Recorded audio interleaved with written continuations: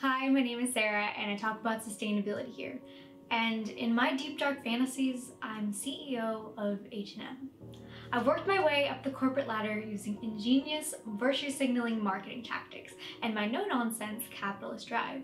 And through that, I am the CEO of one of the largest fast fashion companies on the planet, worth an estimated $18 billion, directly employing 120,000 employees and indirectly employing about 1 million garment workers. But as I climbed to the top and have reached that peak, I shut it down.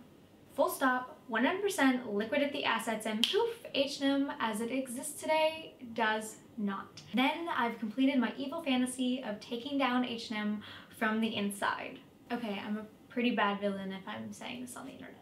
And for you fiscally minded folks, don't worry, I've got a plan. Generous severance packages to all workers, jobs training programs for those workers, and the rest will go to organizations working on sustainable fashion initiatives. But I'm not the CEO and this is the real world, so while my bias is that H&M should not exist, let's examine the nuances of fast fashion through the company that loves to make you think that they're sustainable and greenwash the hell out of it.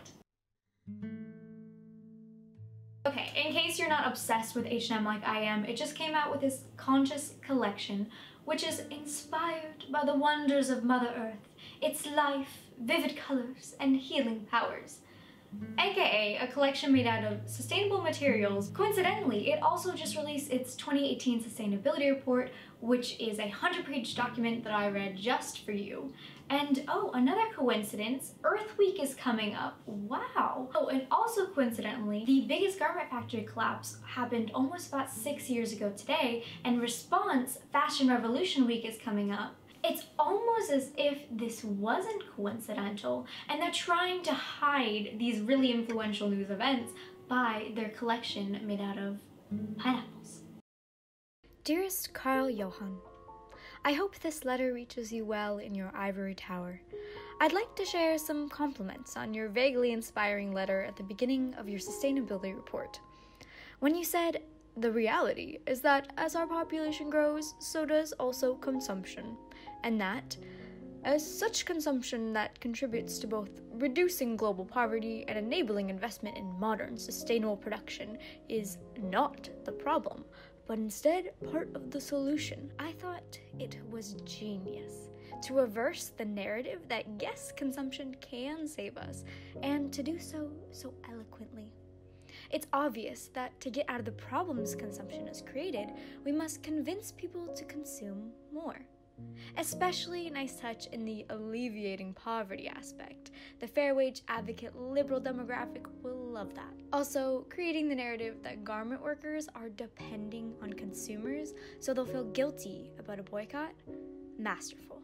There's no need to address the colonial history, globalization, and resource destruction that have forced people into these low-wage jobs as one of their only hopes for the future anyhow. See you in hell, Sarah.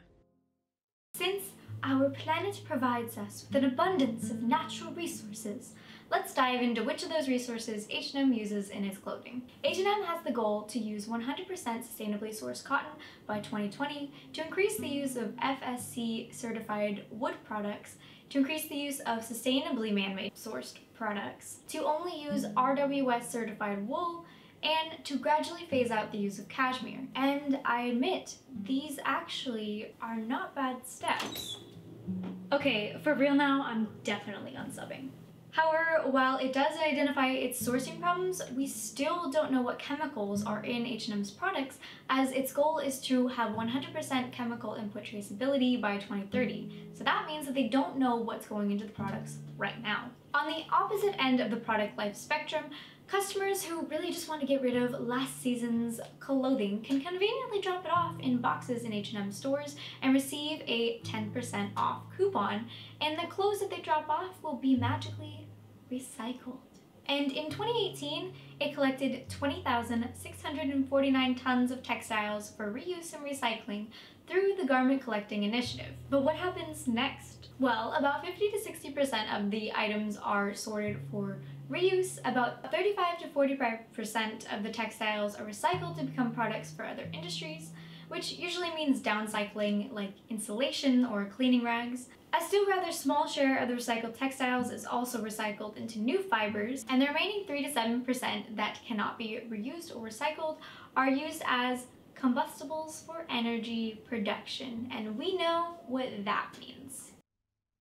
In 2013, H&M declared that 850,000 garment workers will be making a living wage by 2018, as reported by the Washington Post and other news sources at the time. But has it actually done this? Well, it's a little bit complicated. The original document stating this goal is gone, and in place, H&M says that its 2013 goal was, by the end of 2018, we set out to 1. Implement improved wage management systems for all strategic suppliers, and 2. To empower garment workers by ensuring that democratically elected worker representatives are in place to cover 100% of the factories we work with in Bangladesh. It's technically true that they did meet these things on the deadlines. Okay, but are those things in line with workers getting a living wage? Great point, and again, it's complicated. According to the Clean Clothes campaign, not a single one of H&M's workers are making a living wage by their standards, because they have a different meaning of what a living wage means than H&M does. So let's take the example of the country Bangladesh. H&M says that a garment worker in one of the H&M supply factories has an average take-home monthly pay of $136, whereas the minimum wage is $100. Why is the legal minimum wage so low? Partly because the government is afraid that if they raise the minimum wage, that businesses will take their business elsewhere to countries where it's less expensive to produce. However, a minimum wage is not a viable metric to compare to for a living wage. According to Fashion Revolution's Workers' Diaries project, workers in H&M supply factories worked fewer hours per pay period, earned more per pay period, and as a result earned higher wages per hour than other companies. H&M's wage programs are contributing to a better quality of life for those factory workers. But there is still much work to be done. H&M claims to have helped many people and countries out of poverty, which is undoubtedly true. However, there's a limit to both how much can be achieved at a factory level and to how much above the industry standard a factory can pay without losing their competitiveness. So when it comes down to it, the H&M monarchy family mostly cares about. In one of the few research articles about H&M, researchers studied the consumer perceptions of sustainability. They found that partnerships with renowned sustainability organizations, initiatives for sustainable consumption, and third-party references were topics that interviewees felt contributed to the credibility and objectiveness.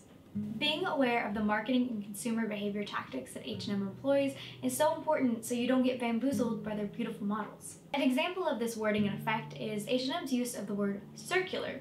And so when you're talking about a circular business model, this means that consumption levels do not have to decline. Consumers can keep on consuming as much as they want and as rapidly as they want if it's circular, so they don't have to change their absolute business model, which is turnover and fast fashion, because they're focusing on circularity, which basically means they can keep shoving their products in our faces and make us feel good about doing it.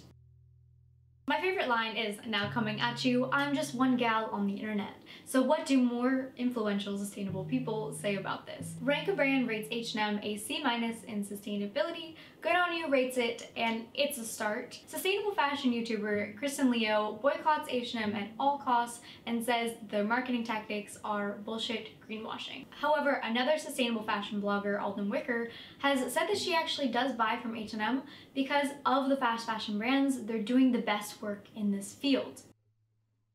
I will not shop at H&M, and I will not sit here and encourage you to shop at H&M. However, in the systems in place today, I really don't see another viable option for H&M because obviously my dark fantasy can never come to fruition. Real tears. In reality, H&M will continue to exist and continue to be the main lifeline of a million garment worker jobs. A million people, mostly women and girls, are relying on an unsustainable business model. So any move towards sustainability should be marked as progress, and I hate that. This is getting too sad. Can you please just tell me what I can do about this problem? Yeah, so what can you actually do about this? One, you can talk about fast fashion and share this video with some friends. Really getting out there and talking about these issues will allow us to have better conversations and really recognizes the nuances in this conversation. Two, participate in the hashtag turnaround H&M campaign by Clean Clothes Campaign. You can do this by posting a picture of something turned around and putting the hashtag #turnaroundH&M. 3, shop secondhand and convince others to do the same. And 4, if financially viable, consider donating to one of these organizations, including Clean Clothes Campaign, Fashion Revolution, Labor Behind the Label, and the Workers' Rights Consortium. And with that, I just like to leave you with some questions that I've got on my mind and I would love to know your thoughts on. So 1, is it inevitable to buy from companies that have past human rights abuses or sustainability issues? 2, can a company ever be a sustainable company if its roots are in unsustainable business model? And 3, should H&M exist? We know my opinion on that one, but I would love to get yours. As always, thank you friends for watching, and if you haven't already, don't forget to click that subscribe button. Have a lovely day, and I'll see you friends in the next one.